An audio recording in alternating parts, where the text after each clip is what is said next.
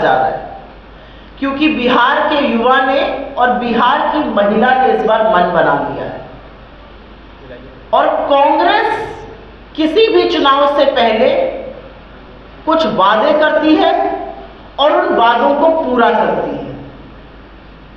कांग्रेस के वादे हैं किसी के जुमले नहीं, और इसलिए हम अपने वादों को पूरा करते हैं। कांग्रेस ने बिहार की महिलाओं से, बिहार की बेटियों से, बिहार की मांओं से एक वादा किया है, हमारी सरकार बनेगी तो हम माई बहन योजना लागू करेंगे, जिसके अंतर्गत 2500 रुपए प्रति महीना पात्र महिलाओं के खाते में डायरेक्ट जाएगा। बहुत सारे लोग कहेंगे ये करने की क्या आवश्यकता है, और इसके बारे में हमसे आज पटना में ही नहीं तमाम जिलों में हमारी एआईसीसी की नेत्रियां, हमारी लोकल नेता नेत्रियां इस पर चर्चा कर रहे हैं।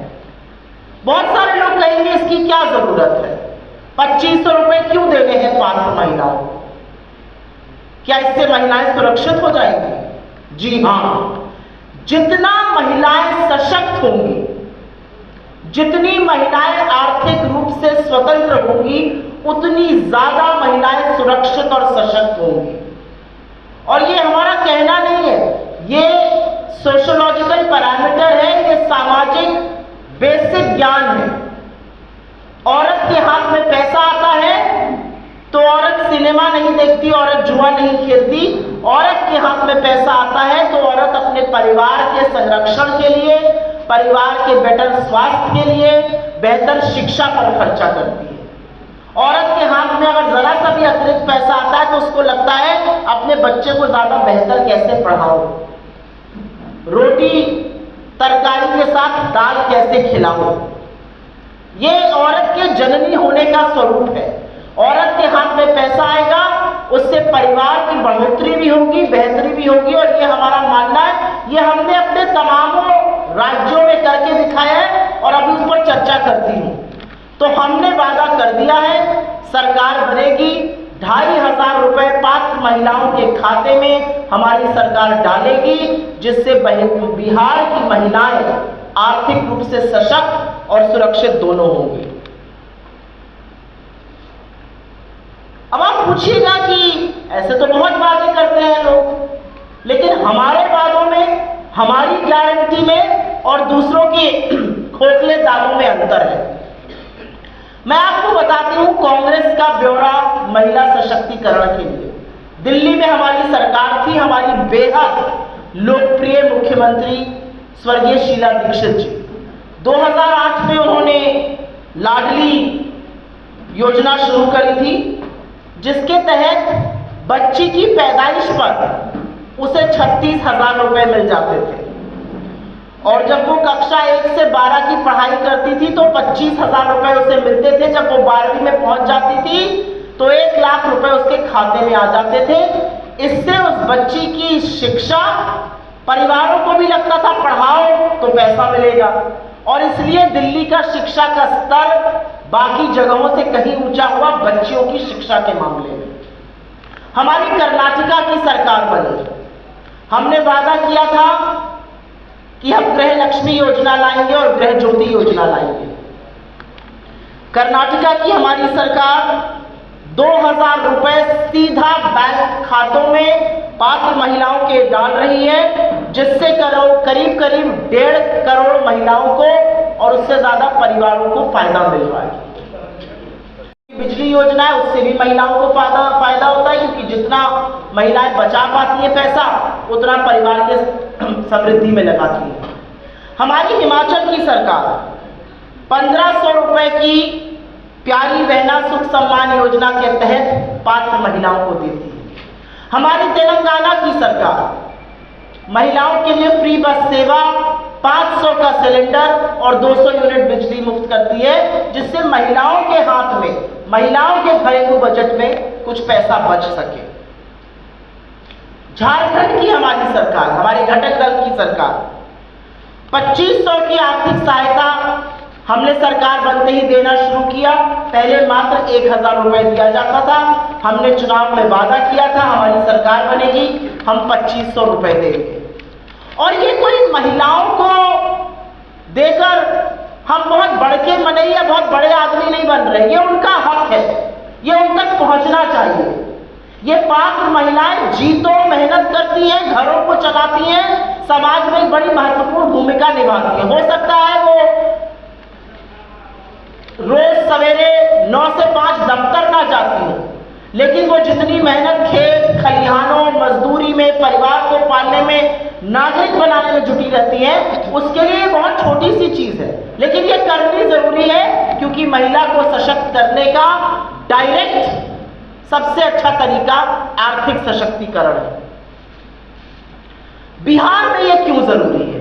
अब सवाल होगा कि ठीक है, आपने कर्नाटका में किया, आपने झारखंड में किया, आपने दिल्ली में किया था, आप तेलंगाना में कुछ कर रहे हैं, आप हिमाचल में कुछ कर रहे हैं, बिहार में क्यों जरूरत है? बिहार में इसलिए जरूरत है क्योंकि जो जातीय सर्वेक्षण यहाँ पे छपा था उसमें कुछ बहुत जरूरी तथ्य सामने आए और वो बिहार की आर्थिक बदहाली दिखाते हैं। वो दिखाते हैं कि महिलाएं उस आर्थिक तंगी से किस कदर जूझ रही है। असलियत ये है कि करीब करीब 94.5 लाख परिवार 6000 रुपए से कम पर मासिक गुजर बसर करने को मजबूर है। 94.5 लाख परिवार मतलब 5 करोड़ से ज्यादा लोग महीने के 6000 रुपए से कम कमा रहे हैं और उसी में किसी तरह से अपनी गुजर बसर कर पा रहे हैं। इसी आंकड़े में आगे एक और चौंकाने वाला तथ्य आया। 82 लाख ऐसे परिवार हैं जो 10,000 रुपए से महीने में कम कमा रहे हैं और उनकी आय मात्र 67 रुपए प्रतिदिन है। आज बिहार के पटना के एक अच्छे कैफे में कॉफी पीने चले जाइएगा तो 67 रुपए में शायद कॉफी भी नहीं आएगी। ये असलियत है। और परिवार भरण पोषण खाना पीना कपड़ा लत्ता सब कुछ 67 रुपए रोज पे करने को मजबूर हैं। ये वो लोग हैं जो दो महीने के 10,000 कमाते हैं, जो महीने के 6,000 कमाते हैं वो 40 रुपए पर अपने परिवार की गुजर बसर करने को मजबूर है। और इसीलिए हमें लगा कि महिलाओं की थोड़ी सहायता जरूरी है। इसलिए जरूरी है क्योंकि महिलाओं पर दोहरा मार पड़ रही है। महिलाओं पर दोहरी मार यह है कि घर के पुरुषों के पास, घर के बेटों के पास, जिनको एक वक्त की रोटी कम काट के पाला कि नौकरी लग जाएगी बाबू की, उनकी नौकरी नहीं लगी, वो बेरोजगार है। और महिलाओं पर दोहरी मार इस बात की है कि महंगाई कमर तोड़ रही है और सबसे ज्यादा महंगाई का प्रभाव जो है वो महिलाओं पर होता है। पेट्रोल डीजल 100 सेंचुरी लगा दी, गैस का सिलेंडर 400-500 पे हमारे राज्यों में मिल रहा था, उसको 1200 पर पहुंचा दिया। असलियत यह है 90 रुपए की दाल बिक रही है। इसका असर कभी आप लोगों ने सोचा? और यहाँ पे इतने सारे पुरुष बैठे हैं, कुछ महिलाएं, सबसे ज्यादा असर महिला पर पड़ता है। बिजली योजना है, उससे भी महिलाओं को फायदा होता है, क्योंकि जितना महिलाएं बचा पाती है पैसा उतना परिवार के समृद्धि में लगाती है। हमारी हिमाचल की सरकार 1500 रुपए की प्यारी बहना सुख सम्मान योजना के तहत पात्र महिलाओं को देती है। हमारी तेलंगाना की सरकार महिलाओं के लिए फ्री बस सेवा, 500 का सिलेंडर और 200 यूनिट बिजली मुफ्त करती है, जिससे महिलाओं के हाथ में, महिलाओं के घरेलू बजट में कुछ पैसा बच सके। झारखंड की हमारी सरकार, हमारे घटक दल की सरकार 2500 की आर्थिक सहायता हमने सरकार बनते ही देना शुरू किया। पहले मात्र 1000 रुपए दिया जाता था। हमने चुनाव में वादा किया था हमारी सरकार बनेगी, हम 2500 रुपए देंगे।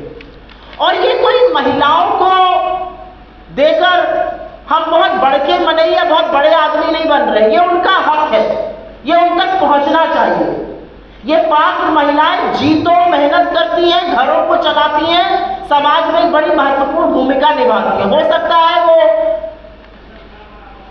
रोज सवेरे 9 से 5 दफ्तर ना जाती हो, लेकिन वो जितनी मेहनत खेत खलिहानों मजदूरी में परिवार को पालने में नागरिक बनाने में जुटी रहती है, उसके लिए बहुत छोटी सी चीज है, लेकिन ये करनी जरूरी है, क्योंकि महिला को सशक्त करने का डायरेक्ट सबसे अच्छा तरीका आर्थिक सशक्तिकरण है।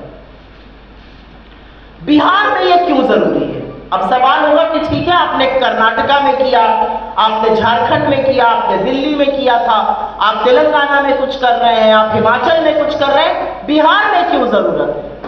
बिहार में इसलिए जरूरत है क्योंकि जो जातीय सर्वेक्षण यहाँ पे छपा था उसमें कुछ बहुत जरूरी तथ्य सामने आए और वो बिहार की आर्थिक बदहाली दिखाते हैं।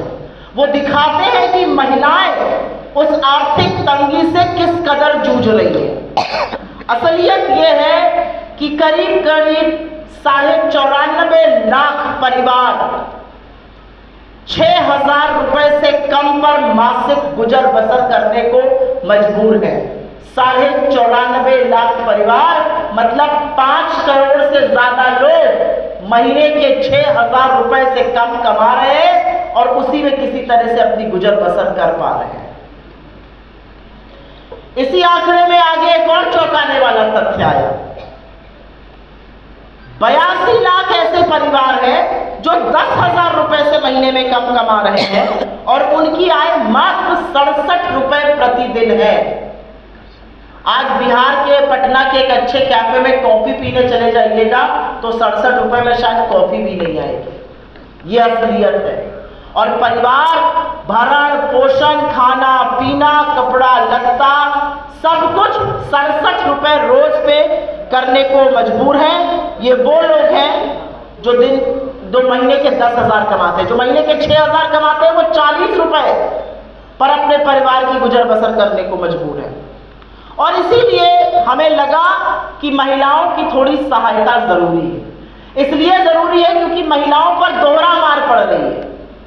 महिलाओं पर दोहरी मार यह है कि घर के पुरुषों के पास, घर के बेटों के पास जिनको एक वक्त की रोटी कम काट के पाला कि नौकरी लग जाएगी बाबू की, उनकी नौकरी नहीं लगी, वो बेरोजगार है।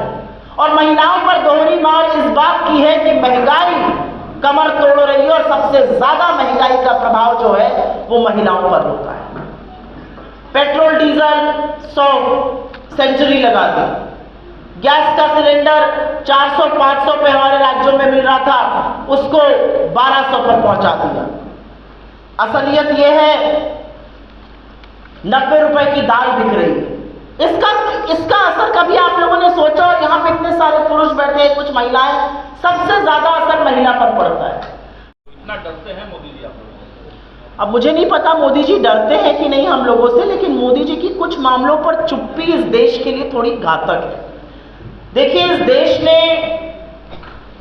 ऐसी भी नेत्री देखी है, इंदिरा जी जैसी, जिन्होंने पाकिस्तान के 2 टुकड़े तब किए थे जब अमेरिका कहता था मैं 7वां बेड़ा भेजूंगा। उन्होंने कहा 7वां नहीं 70वां भेज दो, अपने देश हित के लिए मैं पाकिस्तान के 2 टुकड़े करूंगी। हमारे सेना के शौर्य और पराक्रम को एक प्रबल नेतृत्व मिला, उन्होंने पाकिस्तान के 2 टुकड़े किए। उनको लगा कुछ ही लोग जो है बैंक पे कब्जा करके बैठे हैं, उन्होंने बैंकों का राष्ट्रीयकरण कर दिया।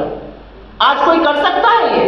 हमारी सेना आक्रामक थी, हमारी सेना पाकिस्तान को अगर थोड़ी सी ढील मिल जाती तो पूरे विश्व के नक्शे से उतार देती।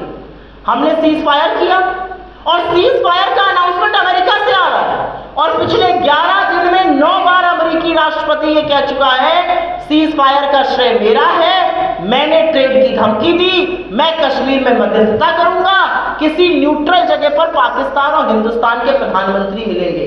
जिस कंगले पाकिस्तान का नाम हमारे साथ नहीं लिया जाता था, आज हमको समकक्ष लाके खड़ा कर रहे हैं। ये नरेंद्र मोदी जी का, उनकी कूटनीति का, उनकी सरकार का फेलियर है कि वो कुछ नहीं बोल पा रहे हैं। आज नरेंद्र मोदी जी को फोन उठाकर बोलना चाहिए। ये मेरी संप्रभुता पर सवाल खड़े करता है। अगर वो झूठ बोल रहे हैं तो कहें मोदी जी, आए देश को संबोधित करें। नरेंद्र मोदी जी 8 बजे देश को संबोधित करने आ रहे थे, पौन घंटे पहले सुबह के 6 बजे अमेरिकी राष्ट्रपति ने बयान दे दिया टीवी पर, मैंने सीज फायर कराया। कैसे ऐसे हो गया? हमारे देश की संप्रभुता पर कोई ललकार रहा है और इस देश का प्रधानमंत्री बिल्कुल उस पर चुप है, उस पर कोई बातें नहीं कर रहे हैं। मोदी जी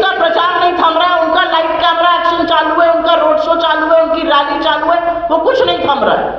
तो ये किसका विफलता है? कौन सवाल पूछेगा? कांग्रेस के सीज़फायर के खिलाफ है क्या? कांग्रेस जंग चाहती थी क्या? कांग्रेस का ये मानना है कि चुनी हुई सरकार जो भी निर्णय लेगी हम उस निर्णय के साथ खड़े हैं। हमने लगातार ये कहा सरकार जो भी एक्शन लेगी पाकिस्तान के खिलाफ हम उसके साथ खड़े हैं। हम पूरी तरह से साथ खड़े थे, पूरा देश साथ खड़ा था, जज्बा था देश का, कुछ और कर गुजरना था। हम ये कह रहे हैं अमेरिका हमारा सीज फायर अनाउंस करे ये नाकाबिले बर्दाश्त है। मुझे लगता है इससे आपका भी उतना ही खून खौला होगा जितना हमारा खौला। अमेरिका कौन होता है हमारी पंचायत करने वाला? अमेरिका की क्या हैसियत की बोले कि सीज फायर करा दिया? अगर अमेरिकी 28 नागरिक मारे गए होते तो क्या डोनाल्ड ट्रंप सीज फायर कराते? सवाल इस बात का है। नीतीश कुमार 500 रुपये लगा कि वो बिहार को बातों की जलेबी में उलझाए रहेंगे और वही उन्होंने किया। अगर आपकी नीयत होती है तो इंटरनल एक्टुअल से, बजट से आप वो पैसा निकाल सकते हैं और ये कोई खैरात नहीं है। आपके हाथ में ज्यादा पैसा आएगा, आप उस पैसे को खर्च करिएगा। आप साबुन, तेल, कंघी, अनाज यही खरीदिएगा। जितना आप खरीदिएगा कंपनियां उतना बनाएंगी, जितना कंपनियां बनाएंगी उतना ज्यादा निवेश करना पड़ेगा, जितना ज्यादा निवेश करना पड़ेगा उतने ज्यादा लोगों को रोजगार मिलेगा, जितने ज्यादा लोगों को रोजगार मिलेगा उनके हाथ में उतना ज्यादा पैसा आएगा। इसको वर्चुअस साइकिल ऑफ इकोनॉमी कहा गया है।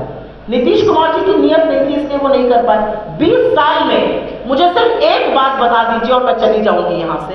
नीतीश कुमार जी ने 20 साल में एक क्रांतिकारी निर्णय बिहार के लिए अगर लिया हो और उससे बिहार का चेहरा बदल गया हो तो उसकी जरूर चर्चा करनी चाहिए। बहुत धन्यवाद।